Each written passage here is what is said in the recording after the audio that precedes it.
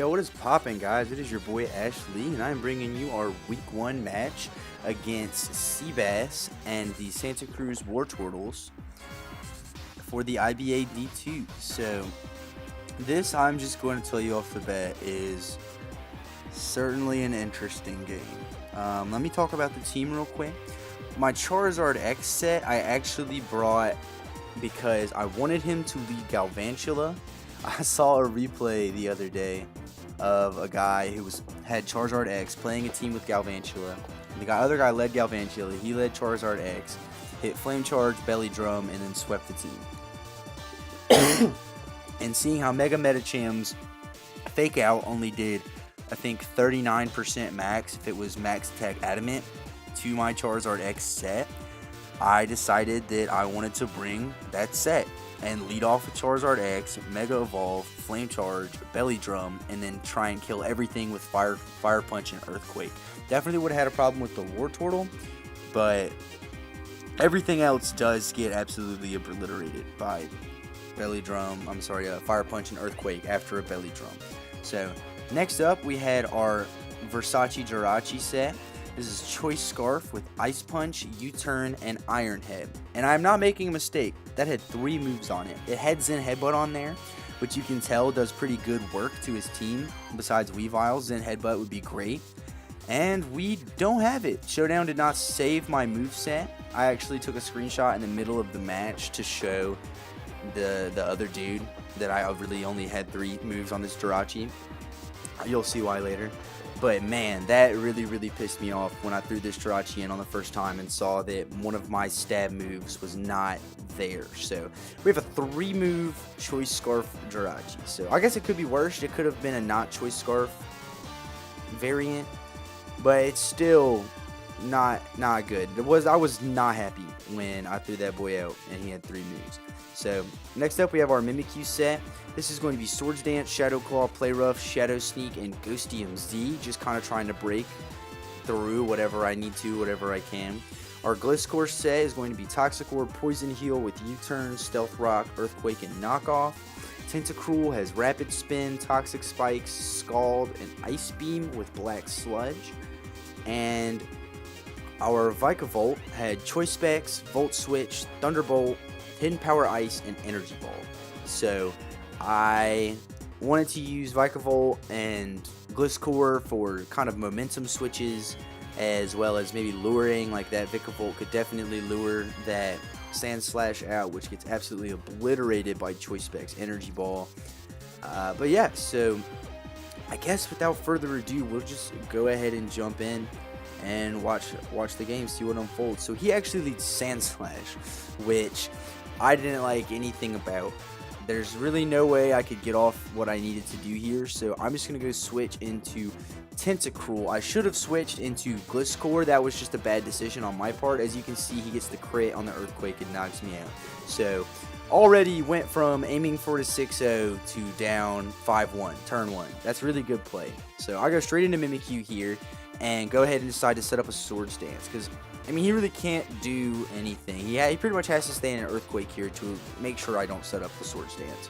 But I do. So here I'm actually going to go for the Ghostium Z, trying to get rid of this Sand Slash, because right now, looking at my team, it is a huge problem. And I did not expect to have a Sand Slash bring me this much problem. I'm going to go ahead and hit it with the Never Ending Nightmare, bringing it down to its Focus Sash, which I'm totally fine with because I have Shadow Sneak and whatever and blah blah blah. But he gets his Stealth Rocks up, which is really good because now I can't bring my Charizard X in and Belly Drum. That completely shoots my Belly Drum strategy because Tentacruel is my Rapid Spinner. And at this point, it's turn 4 and I'm pretty much fucked. Like, I really don't have a whole lot of options here.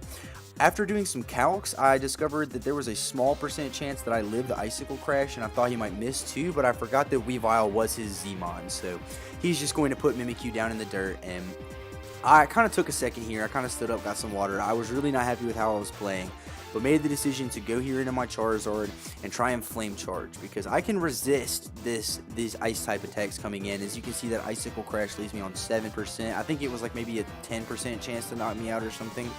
And I just go ahead and OHKO it with the Flame Charge and get my +1 speed boost.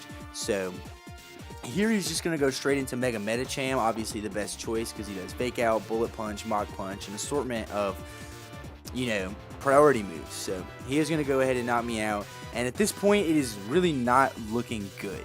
I'm hoping that this Gliscor can maybe get some damage off. I think I might have actually tried to Stealth Rocks or something, I can't remember. He just got obliterated, he got put down in the dirt.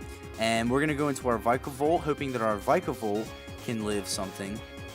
But he is just going to absolutely smash on this Zen Headbutt and knock us out. So here is where I go out into my Jirachi and I discover the only move I can click to possibly win this game, because I don't have Zen Headbutt, is Iron Head. And I get the first flinch and I get the second, so I'm going to go ahead and knock out this Medicham. So that was not bad. That's pretty much what I wanted. I wanted to at least get this down. Looking at the rest of his team, Iron Head doesn't OHKO anything. So basically for me to win this game, I need flinches, and after that I see that this Iron Head is literally like a 3 or 4 hit KO on this Wartortle, which is not very good. But as you can see, I think he breaks through here and hits Scald. So basically all he has to do to win this game is break through the Scald and get the burn, because with the burn on, I don't even 3-hit KO any of these Pokemon. But I'm just going to speed this up a little bit here, considering this is yeah, and I think I'm just going to go ahead and spoil it for you. He only gets one more Scald off, and I'm going to go ahead and knock off this Wartortle. So at this point, I'm coming back, but I'm kind of pissed. I really wish I had Zen Headbutt, because I think with Zen Headbutt, I could have legitimately come through and won this game. Obviously, the Wartortle was the problem, and I would still be relying on flinches. I don't want to act like I hate, you know, the fact that the flincher is there. I drafted Jirachi. I know what it does, but it's a little unfortunate that I had to win this way, which I do win. As you'll see, I get the flinch on Galvantula. I get the flinch on him again, and yeah, we get the dub first week in IBAD2. And I do want to apologize to Seabass, kind of. I kind of want to apologize. I feel bad winning that way. It always sucks losing when he so clearly outplayed me. I made horrible plays to begin the game, switching into the Tentacruel and letting the Mimikyu stay in on that Z Sub-Zero Slammer.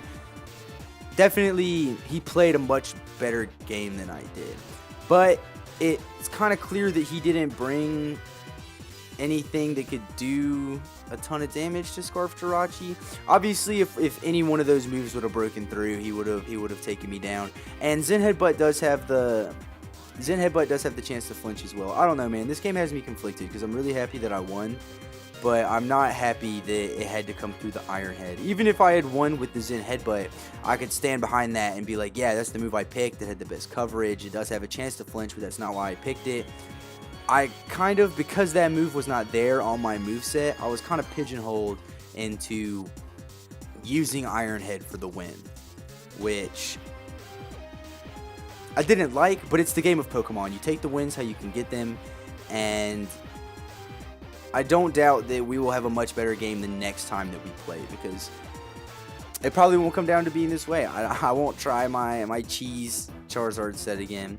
And oh, one thing that I definitely don't like is that somebody in the chat was telling me that if I really felt sorry about winning this way, that I would have clicked X and forfeited. And I just want to let you know, my boy Nathan, that's fucking stupid. Because this is a game of Pokemon. We know what we got into. There's flinches, there's paralyzes, there's freezes, there's all sorts of shit. And if you genuinely or you lose a game because of hacks and demand that your opponent forfeit or say that they should have forfeited, then you don't need to play the game. You don't have the temperament. You don't have the mental state, because that's bullshit.